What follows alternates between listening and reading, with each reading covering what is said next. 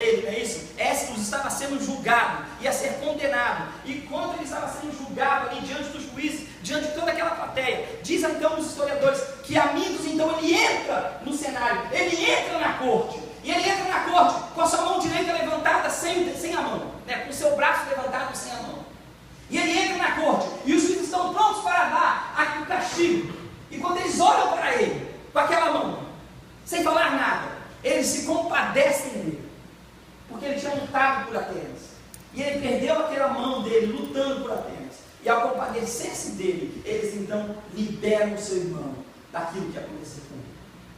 O verdadeiro intercessor, ele vai até o fim para ajudar aqueles que precisam ser libertos. Eu quero falar uma coisa para você: Jesus Cristo é o maior intercessor da sua vida. Ele intercedeu por mim e por você, e nessa noite ele está falando com você: eu te dei a vitória, porque eu morri por você na cruz do Calvário, e eu intercedo diante de Deus por você.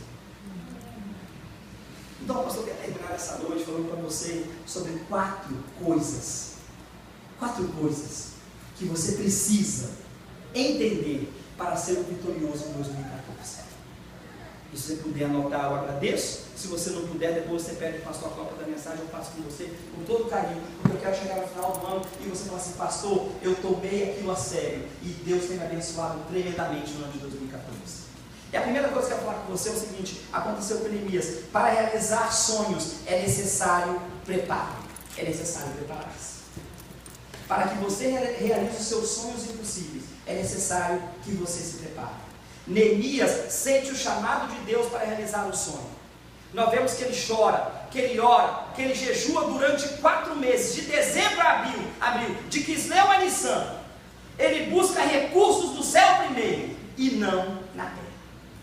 Essa é a diferença. Muitos de nós queremos resolver com nós mesmos. Ele vai ao jejum, ele vai à oração, e ele busca em Deus primeiro a preparação que ele precisa para ser vitorioso. Ele entendeu que a decisão passaria pelo rei ali da Síria, né? Ou pelo rei de Pérsia. E ele então agora Pérsia, ele começa então a se preparar para falar com ele. E no momento certo, ele tem que falar com ele. E falar com o rei, queridos, não é tão simples não, sabe por quê? Porque lá no Medo Persa a coisa era complicada. Depois que o rei tinha passado um decreto, a lei valia mais do que a palavra do rei. A lei valia mais do que a palavra do rei. Lembra de Daniel? Quando o rei Dario queria tirá-lo de onde ele tirou, mas ele não podia porque ele já tinha assinado o decreto, e ele teve que fazer a consequência. Então ele sabia que ele ia conversar com o rei, e ele precisava estar pronto para explicar ao rei tudo o que estava acontecendo. Neemias então ele esperou o tempo certo para agir. A esposa do rei estava ali, o rei estava ali, a corte estava ali, e ele então naquele momento necessário, ele age, no momento certo ele age. A oração e a prudência devem andar juntas em nossa vida cristã. Não adianta só orar e não ser prudente, não adianta só orar e fazer as coisas de qualquer maneira. O Senhor quer que nós façamos as coisas com prudência, com zelo. O Senhor quer que você se prepare para você vencer e para você ser vitorioso.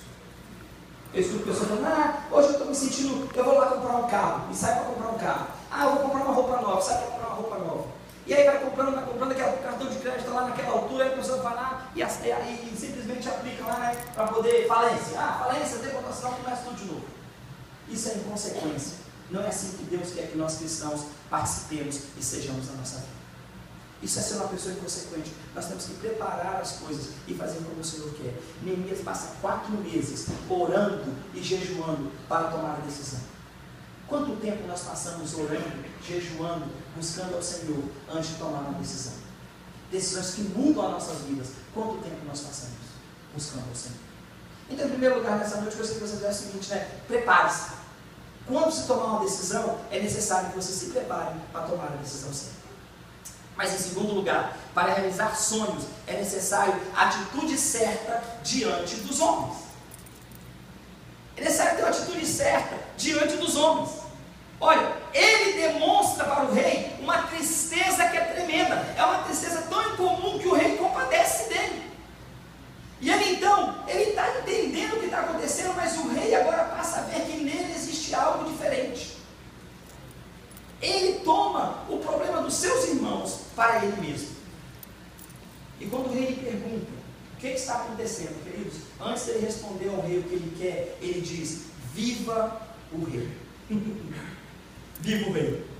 E ele saluda o rei. E ele entende a capacidade do rei e a posição do rei em relação à vida dele, porque o rei podia mandar matar. E quando o rei pergunta por que você está triste, ele fala: salve o rei viva para sempre. E às vezes as pessoas vêm falar com a gente, né? Tá vendo? É meu patrão, mas ele é ignorante, né? Eu acho o emprego, eu acho o trabalho. E sai pulando de casa em casa, de trabalho em trabalho, porque não consegue criar aquele mimo ali, não consegue entender a autoridade na vida dele, nem no trabalho.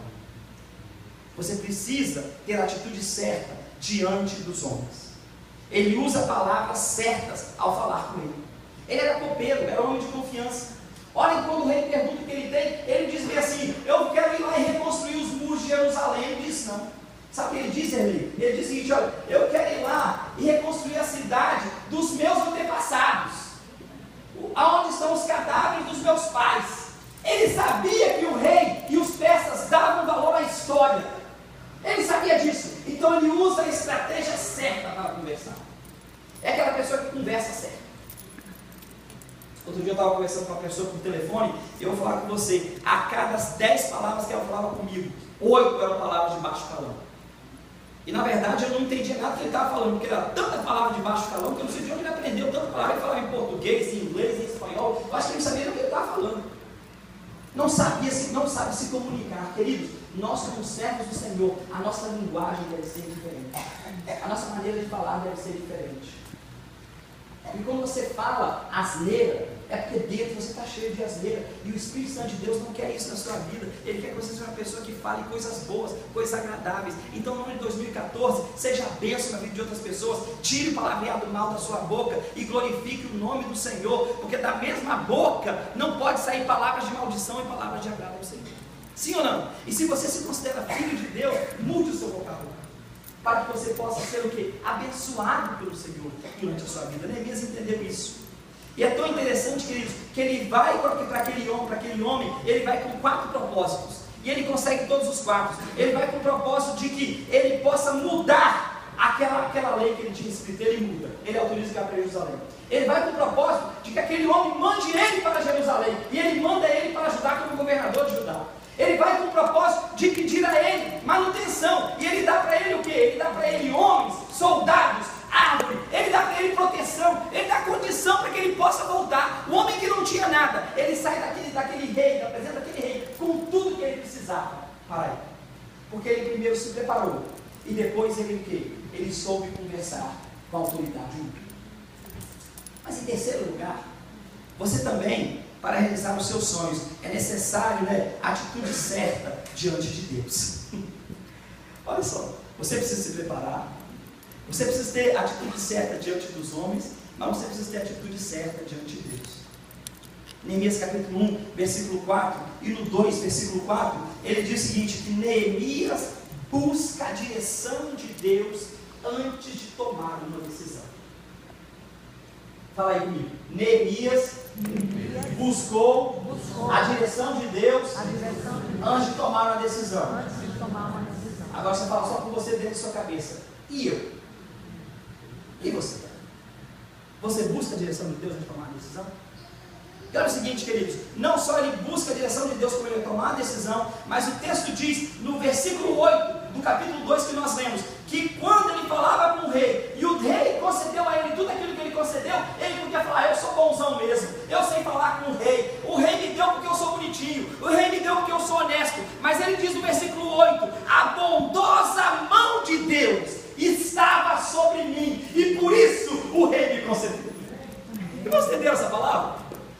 Não é só necessário nós irmos ao Senhor antes do fato, mas é necessário que nós possamos também ir ao Senhor depois do fato e dizer obrigado, Deus, porque o Senhor me tirou de onde eu estava. E o Senhor mudou a minha história. E o Senhor quer continuar mudando a minha história.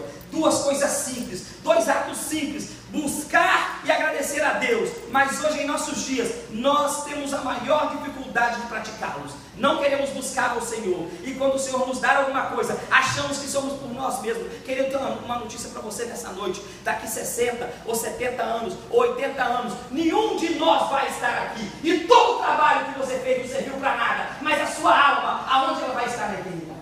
Com Deus ou não? Então comece a buscar ao Senhor e aceite ao Senhor como remidor do seu coração e como aquele que pode mudar a tua vida, como ele mudou a história do povo de Israel. Quantas vezes erramos por não buscar primeiro e não agradecer depois? Mas em quarto e último lugar, é necessário prepararmos, é necessário a atitude certa para com os homens, é necessária a atitude certa para com Deus, mas se queremos realizar os nossos sonhos em 2014, queridos, é necessário resistir aos nossos inimigos. É necessário resistir aos nossos inimigos. Eu já contei para vocês, né, aquela história quando eu era embaixador do rei, quando eu era adolescente lá no Brasil, e nós víamos, né, 3 adolescentes da igreja, e nós vimos na igreja 3 garotos, e de lá vinham também 3 garotas, né, que eram de uma outra igreja, e de longe nós vimos aquelas garotas, e lógico, né, no Brasil, adolescente, a gente vê meninas vê a gente, já dá aquela alegria, né, aquela coisa toda, e nós fomos chegando perto daquelas meninas, e elas estavam com Bíblia na mão. E é interessante, porque quando elas andavam em nossa direção e nós chegávamos mais perto delas, quanto mais perto nós chegávamos delas, era interessante que quando nós vimos de longe, a Bíblia estava aqui na frente. E elas vinham assim andando, lá no Rio de Janeiro chama quem carrega a Bíblia, crente Bíblia, né, assim? Vinham as Bíblias de lá então, as Bíblias andando. E elas vinham assim, mas quando elas viram a gente, a Bíblia foi aqui para o lado, né? Assim. E elas vieram perto da gente. E quando nós passamos, né, do lado delas, elas botaram a Bíblia aqui do lado. E quando nós acabamos de passar, que a gente olhou para trás, a Bíblia já estava na frente, escondendo que eram servos do Senhor Jesus. E nós também éramos servos.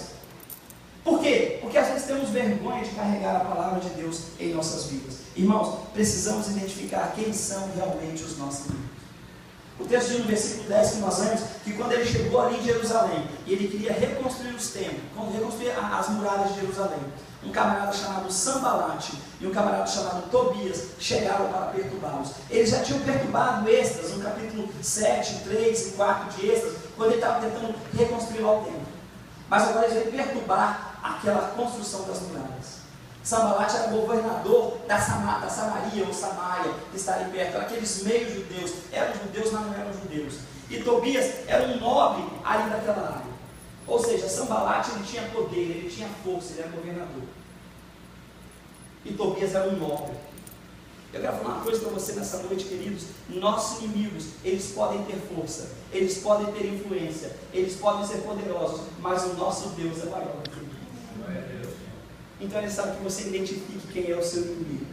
O que está atrapalhando de você conseguir os seus sonhos no ano de 2014? Você quer manter o seu inimigo calmo? Não faça nada. O nosso inimigo, queridos, é Satanás. Ele está pronto a tentar destruir a nossa visão para esse ano. Você não quer fazer nada? Não faça nada. Se você não fizer nada, se você ficar parado, se você ficar no meio dos escombros, a obra de Deus ela vai ser paralisada. Mas eu quero falar para você uma coisa: os guerreiros de Deus sempre vão despertar o desgosto e a fúria do inimigo. Então, em nome de Jesus, de que lado você está? De que lado você está em 2014? Você quer vencer pelo Senhor? Você quer reconstruir os muros ou não? Os guerreiros sempre vão estar prontos. Neemias entende que a motivação é importante tanto para os seus, quanto a motivação do seu inimigo. Os inimigos se motivaram, ficaram furiosos contra eles. Eles queriam destruir o trabalho de Deus, mas não podiam, porque Neemias tinha colocado no seu coração que ele seria fiel ao Rei dos Reis. Ele entende o seu inimigo, ele sabe do poder do inimigo, mas ele sabe que o Deus que está com ele é maior do que o Deus dos inimigos. Quando estávamos em Jerusalém, que eu fomos lá naquele ribeiro onde Davi lutou com Golias, ainda existe ali. E quando nós chegamos ali, naquela excursão, eles levaram a gente ali até ao Riachozinho, e ali no Riacho eles trouxeram um ex-combatente do exército de Israel. E ele disse para a gente o seguinte: toda vez que uma turma se forma aqui no exército, quando termina 1 ano ou 2 do mandato deles ali no exército, todos aqueles jovens de 16, 18 anos, que é interessante, porque eu nunca tinha visto isso, a gente anda nas ruas de Jerusalém e crianças, porque são crianças de 17, 18, 19 anos, elas andam, mulheres e homens, garotos e garotas, elas andam com aqueles rifles, né, pendurados, com metralhadoras penduradas, porque lá em Israel, mesmo quando eles não estão em serviço, eles podem andar armados, porque pode acontecer qualquer coisa a qualquer momento. E foi tremendo para mim ver crianças de 16, 17 anos, com aquelas super metralhadoras penduradas e andando, indo para bailar, indo para as casas de dança, mas com aquelas armas penduradas. Mas quando eles formam, depois de 2 anos de trabalho, 2 anos ali no exército, todos eles são levados ali naquele riacho. E ali naquele riacho, são entregues a eles algumas rochas.